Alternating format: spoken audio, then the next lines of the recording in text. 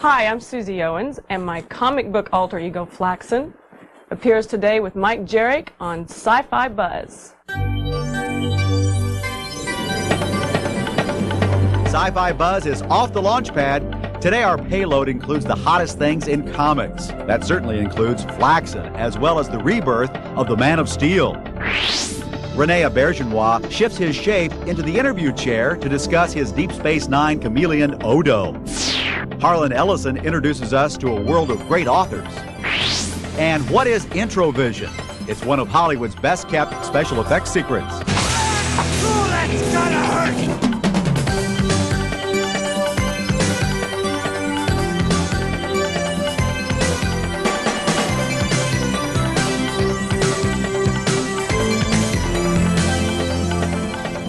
Here we go again, buzzers. Welcome to Sci-Fi Buzz. I'm Mike Jarek. I'm just sitting here working on a Clayface likeness of Star Trek's Clayface character, Odo. Well, I may call Odo Clayface, but on Deep Space Nine, he's technically known as a shapeshifter.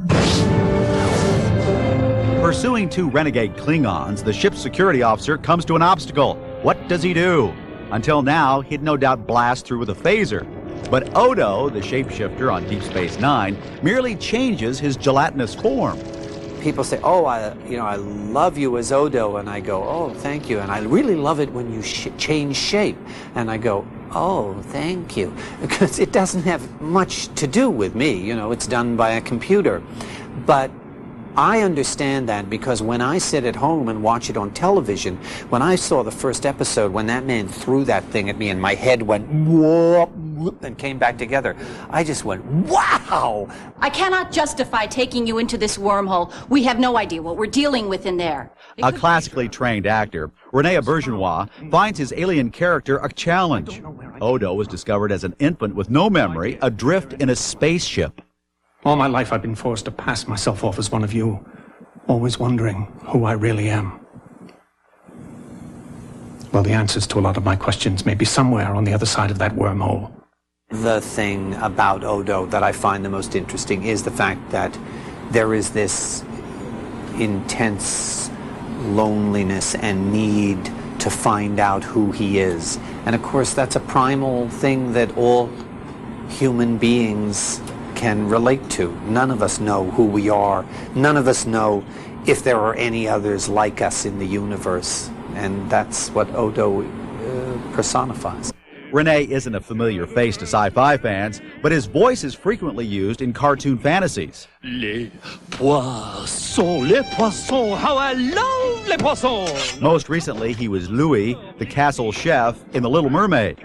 But Rene's done dozens of TV cartoons, from Scooby's Mystery Funhouse to The New Adventures of Johnny Quest.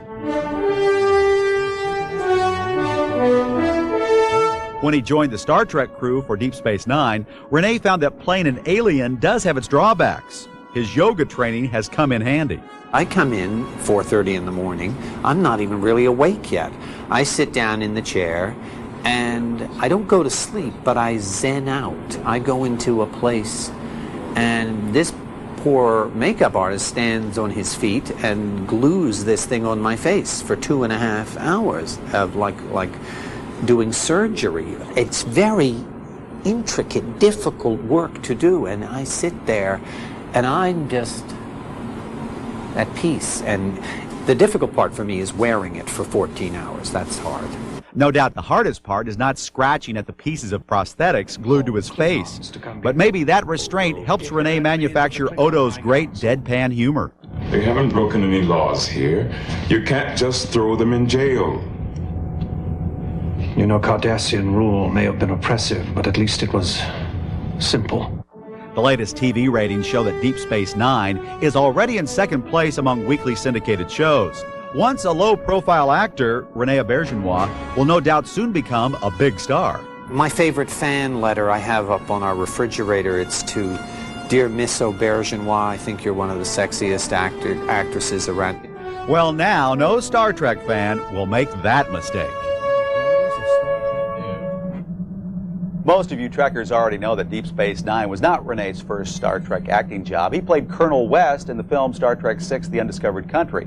Now, if you don't remember him plotting with the Klingons and the Romulans to thwart that Federation peace treaty, well, there's good reason for that. Nicholas Meyer, the film's director, decided to cut that subplot completely out of the film. But now they've restored that footage, and it's available on home video. So now you can rent Renee.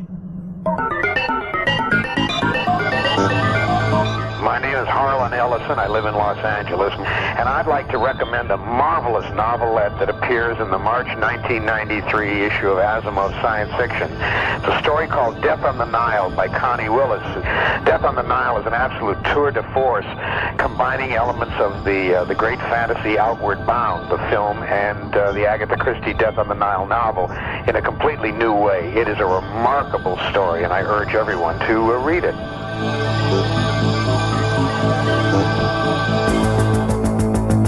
Flaxen fever invades Sci-Fi Central when the buzz reconnects. One sun, one way to see, one way to be seen. Ray-Ban Wayfarer sunglasses. Got any pair of old sunglasses? Take them to your nearest participating Ray-Ban dealer. Put them on the counter and receive up to $30 off the suggested retail price of a pair of Ray-Ban Wayfarer sunglasses. You get great style, great vision, and a great deal. 1 month only. May. Ray-Ban Wayfarer. Sunglasses by Bausch & Lomb. What? Jason's gonna be there? If you think your face is special, other people will too. So use Noxzema every time you wash. It's better than soap. Dissolves oil without over-drying for healthy-looking skin. Your face belongs to Noxzema. And here's a different kind of Noxzema, Noxzema Plus, with an added moisturizer plus a fresh scent for healthy-looking skin. Your face belongs to Noxzema. Join the most famous family in the galaxy for some out-of-this-world adventures on Lost in Space. Tomorrow at 1:10 Pacific on the Sci-Fi Channel. You are watching Sci-Fi Buzz on the Sci-Fi Channel.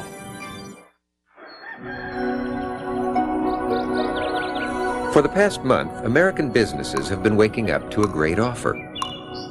100 free days of service from AT&T, the best in the business. There's never been a better day to switch your business, large or small, to AT&T, because this special promotion expires on May 31st. Call 1-800-982-1534 now, sign up for one of our special plans, and get 100 free days on 800 service, long distance, fax, or data. But you must act by May 31st. So call today and get 100 free days of AT&T quality and reliability over the next 2 years. Make this the day you switch to AT&T. Call 1-800-982-1534 before May 31st for 100 free days of service from AT&T, the best in the business.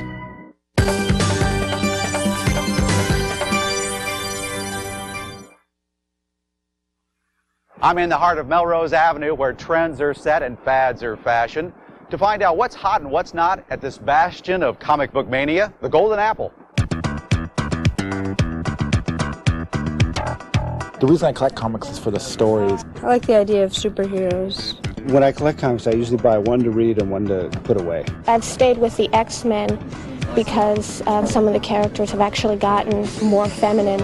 On any given day of the week, Southern California's largest comic retailer is packed with people clamoring for their favorite comic books.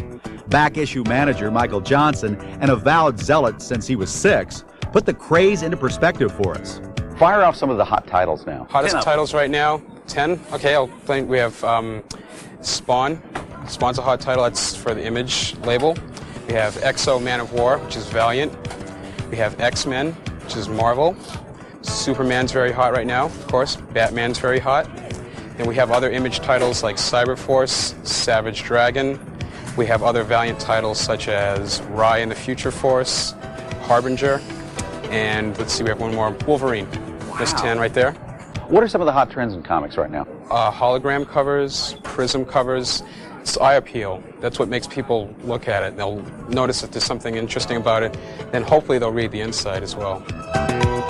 Nothing in recent memory has attracted readers like DC's Death of Superman.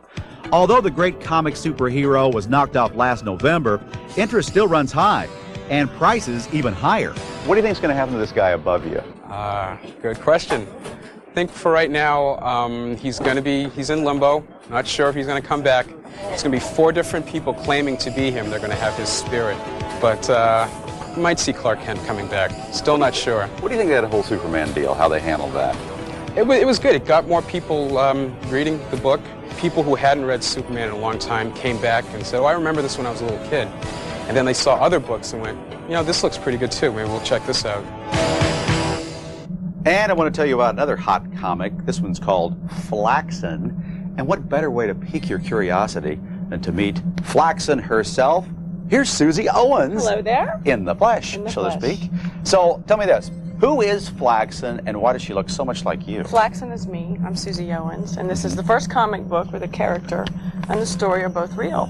Both real. Both real. And that doesn't go on in comics very often. Oh my goodness, look at this. I haven't seen too many comics with a centerfold either. A clothed centerfold. Yes. Let's make that very clear. And you get chilly doing these things? Not at all. Look at this hair. Wow. Can you be a superhero with leather boots on? Is that difficult? I think leather boots are quite comfortable. Really? Yeah. I'd like to try these on They're a lot sometime. like cowboy boots that we wear in Texas. They're just a little higher. I want to show you something here that you may not know.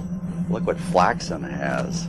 Is that real? I have a pet wolf, and that's Jessie. Oh, you do? Yes, I do. Then I'll behave. Well, good. That's what it's for. Come here, Jessie. No. Now, what kind of fantasies can you live out? Oh, goodness. As a superhero. Well, this book isn't about fantasies. It's about reality. It's about a nurse, and I'm a registered nurse, and in the book, her name is Cora Street. And she's a frumpy-dumpy nurse that doesn't have a lot of self-esteem. And she has a physical transformation that ends up really being a mental transformation. She turns very physically beautiful, and instead of using this beauty to manipulate people, she goes around and empowers other women that have the same self-esteem problems that she had. But you said this is a true story. You were frumpy and Yes, dumpy at one this time? is me when I was 22. Is that really you now? That's Come on. really me. Oh, here on the right? Yes, that's the day I got my RN degree that day. No, this is not me, okay? That was my nursing instructor who taught me to be a nurse. So. And then you turn into this down here. Yes. And this right here. Goodness gracious. What was that? Now, do me a favor, if you will. Introduce our Buzz Best Bets of the week. Okay, here are this week's Buzz Best Bets. Hey, nicely done. Dinosaurs in fact and fiction are featured in our best bets this week. The Dinosaur Society is a nonprofit group that's been propelling public interest in paleontology for years. Through publications like the Dino Times and the Dinosaur Report, the organization provides people of all ages with a better understanding of the extinct behemoths. For more information on the Dinosaur Society or their offshoot for children, the Dinosaur Club, you can write to P.O. Box 87069, South Dartmouth, Massachusetts, 02748, or call 508-990-2824. The Society has worked closely with director Steven Spielberg to ensure authenticity on his summer epic Jurassic Park. Based on Michael Crichton's sci-fi thriller, the movie will no doubt be a blockbuster. And for the first time, man and dinosaur shared the earth. Jurassic Park tells the tale of genetically engineered dinosaurs who overrun a park being built to house them. The movie hits theaters in a big way on June 11th. Those are this week's Buzz Best Bets. Just up the time stream, the magic of Introvision and the aroma of Troma. Creation, frustration, now's your chance. Take a toffee break. Have a hit, all work, no play, no way. Take a toffee break. Have a hit. Rich buttery toffee, smooth milk chocolate. Express yourself, share the wealth. Have a hit. Take a toffee break. Better have a hit. Have a hit. One sun. One way to see. One way to be seen. Ray-Ban Wayfarer sunglasses. Got any pair of old sunglasses? Take them to your nearest participating Ray-Ban dealer. Put them on the counter and receive up to $30 off the suggested retail price of a pair of Ray-Ban Wayfarer sunglasses. You get great style, great vision, and a great deal. 1 month only. May. Ray-Ban Wayfarer. Sunglasses by Bausch & Lomb.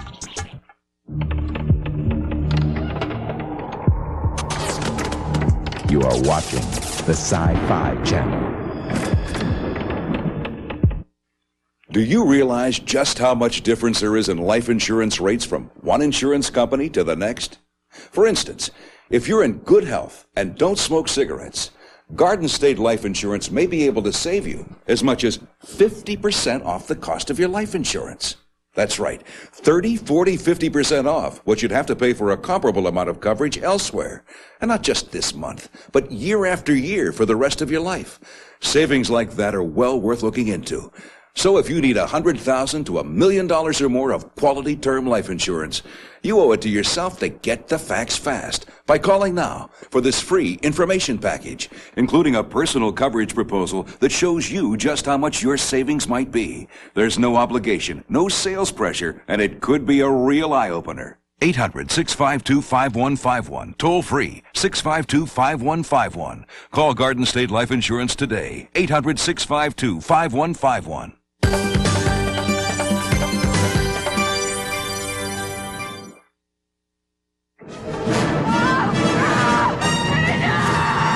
Is this woman really falling from the 60th floor of a skyscraper? Are thousands of skeletal warriors actually charging this medieval castle? Nah, you've just been duped by a cutting-edge visual process called Introvision. Introvision's visual effects director, William Mesa, who was given a special Academy Award for technical achievement a few years back, thinks of himself and his staff as master set builders. What we utilize and do are create sets that could normally never be done in movies. For instance, instead of putting actress Frances McDormand at risk in his explosive thriller Darkman, director Sam Raimi turned to Introvision for a dab of deception. Sure looks like she's hanging from a cable hundreds of feet off the ground, right? Well, in reality... That was done here on our stage, which is only 80 by 90. But yet we were actually seeing a picture image that's about 175 by about 60 feet tall. We can create that type of illusion using the Introvision system, and of course the actors look like they're in terrible danger, but they're really on the ground. Here's an example of how the process works. Okay, go ahead and roll the plate and count. Producer Susan Hyman stands in front of a screen. The Introvision process sends a picture image of an oncoming train onto the screen, and then, hey, watch out! Phew, that was close. It fools the eye into believing that he's really actually part of the picture image. Introvision is certainly not the first process ever created to composite images. Blue screens have been standard visual effects fare in Hollywood for decades, but William Mesa can easily tip the scales on Introvision's behalf. One of the main advantages is that the director can see the performance and what he's doing right there, you know, through the camera or on a video assist monitor, however he wants to look at it. It may not make a whole lot of sense to you and me, but to a film director, time is money. It often takes weeks for a blue screenshot to be processed. So Introvision's ability to provide the shot instantaneously appeals to a lot of filmmakers. It's very cost effective because there's no limitation on how much you can do in a day. It's organization. So when we say we did 65% of Army of Darkness, we really, shot 65% of that movie. And to do that many effect shots in a film, you really couldn't compete in a traditional way and do a movie like that because the cost is just too great. To Mesa, the most rewarding part of the job is fooling the audience. When he tells people he did the visual effects on films like Under Siege and Stand By Me, they're perplexed. Where were the effects? We kind of pride ourselves on visually having the quality to not be able to tell that there's been an effect shot been cut into the film. Yes, it can be fun at times.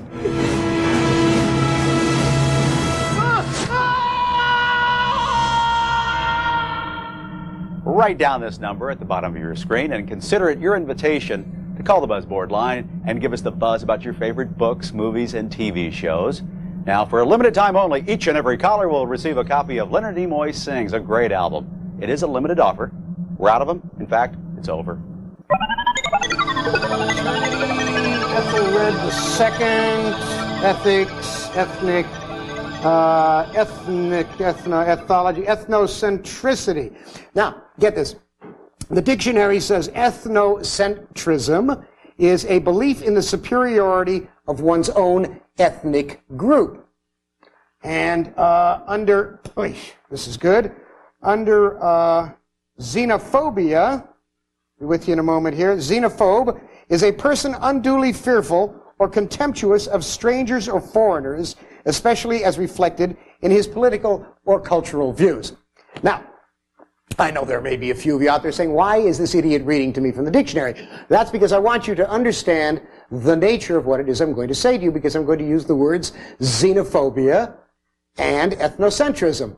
And I'm going to use them in reference to American publishers, particularly American publishers of science fiction, who publish mostly American science fiction writers. Occasionally they publish British science fiction writers, but basically they publish Americans.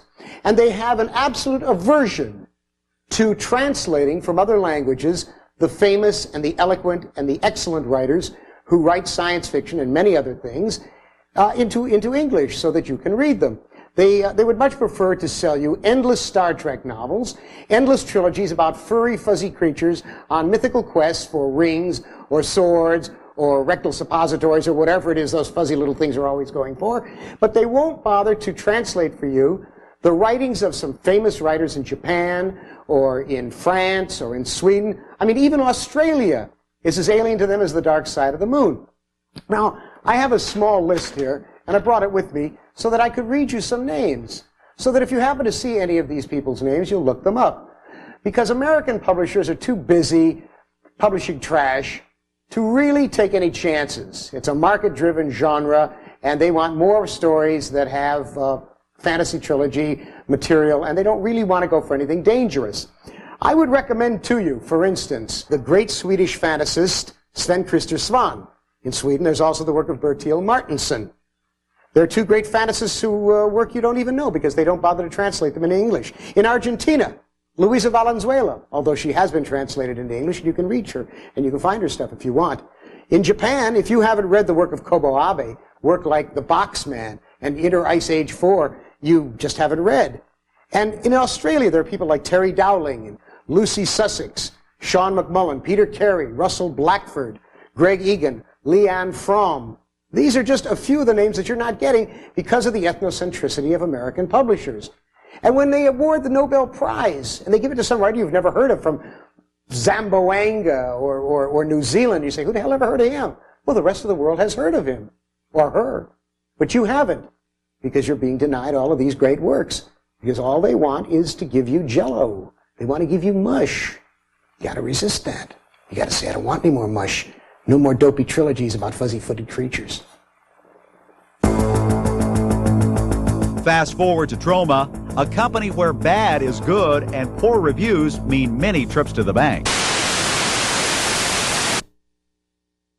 How about Uncle Duke? Do we call him much? No. Thank you, Uncle Duke.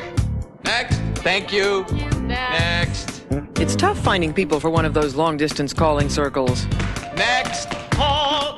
Hey, you don't need to do this, because the Most from Sprint makes things easier. The Most saves you up to 36% each month on whomever you call the most, automatically. Hey, I'm your father.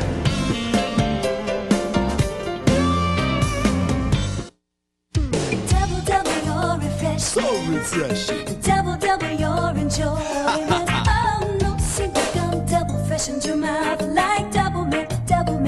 Everybody now. Double your refreshment. double your delightment. Oh, no single gum, double freshened your mouth like double fresh, double good. Come on and double it. Double mint gum. There's no single gum like it. Call me nuts, call me lazy. This kind of workout is just plain crazy. Don't fill me up with expectations. I got what I want, no imitation. Fall in. Just give me what the doctor ordered. Pepper. Just what the doctor ordered. Just give me a Dr. Pepper. We want it. Whoa. Just what the doctor ordered. Hey. The taste that's made to water. We love it. Woo. Whoa. Just what the doctor ordered. Coming up on the Sci-Fi Channel.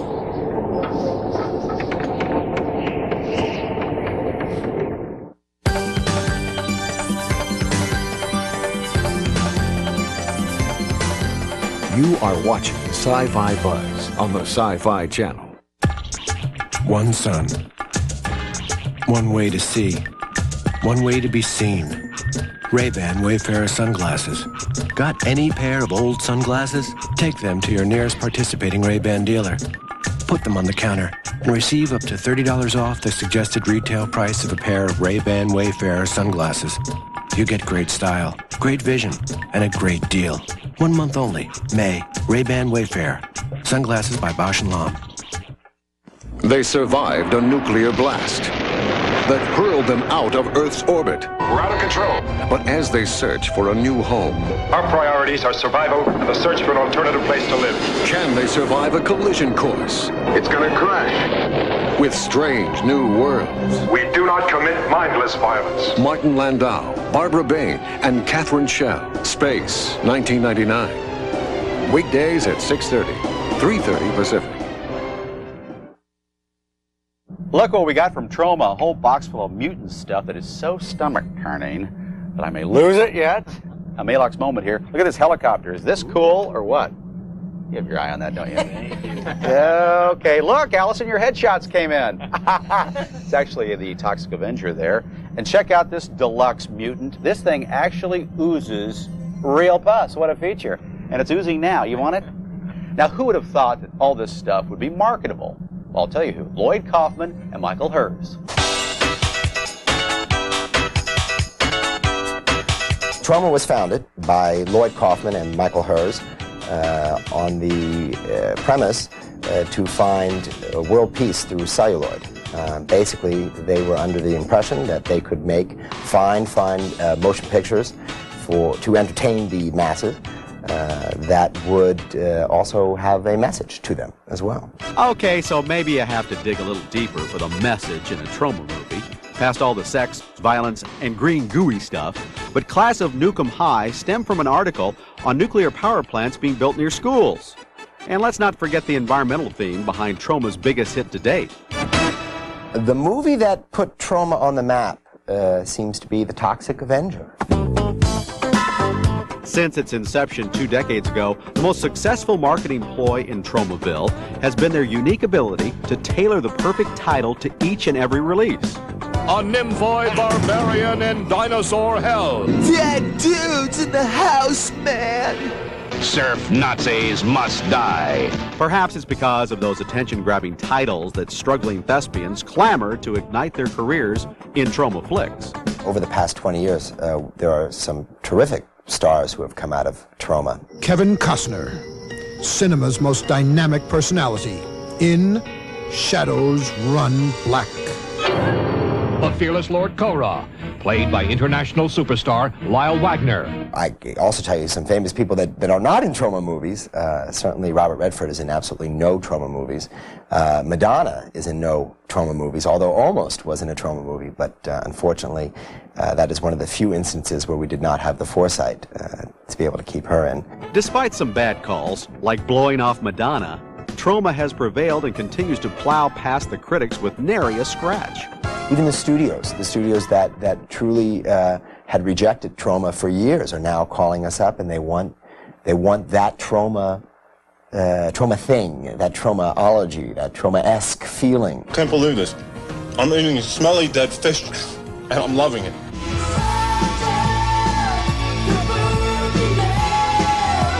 Though $3 million may be chump change to the major studios, it's big bucks for Troma. Needless to say, they've got high hopes for their latest and largest release to date, Sergeant Kabuki Man, NYPD. Sergeant Kabuki Man should be right at home in Tromaville. Troma's next big launch is something called Vegas in Space, and it's coming to theaters in June. It is being billed as the first all-drag science fiction musical extravaganza. Vegas in Space. And remember, it's a babe's only world.